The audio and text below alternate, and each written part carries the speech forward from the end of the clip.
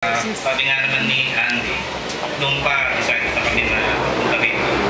So, malaman namin na mayroong reunion ko agad. Yan ang balak. Kaya ako nagpunta rito para magpasalamat sa inyo.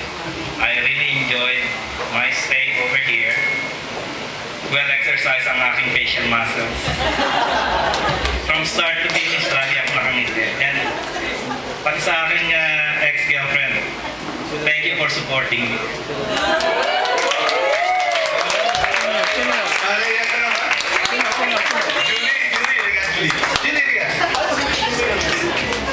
Sarap itong mga class 84 na mga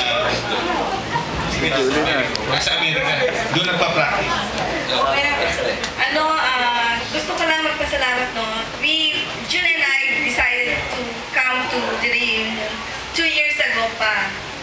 And then as you all know, medyo nagkaroon kami ng family crisis sa health conditions ng parents ni Joy at saka ni June. So sabi namin, kung uuwi tayo ngayon, medyo malapit na sa reunion. So talagang everyday nag-uusap kami ni Joy either by Yahoo or by phone. Kailangan na ba kami umuwi or ano. Nagpapasalamat ako kasi the E-Group has been very, very supportive. In my case, 5 years ago, I opened up my life and my health condition.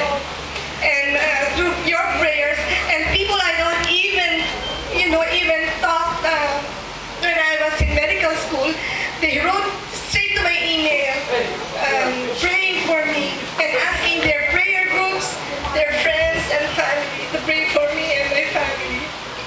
For somebody who went through a life-threatening disease, lalo na sa may mga anak na maliit, ang unang maiisip yung mga anak nyo.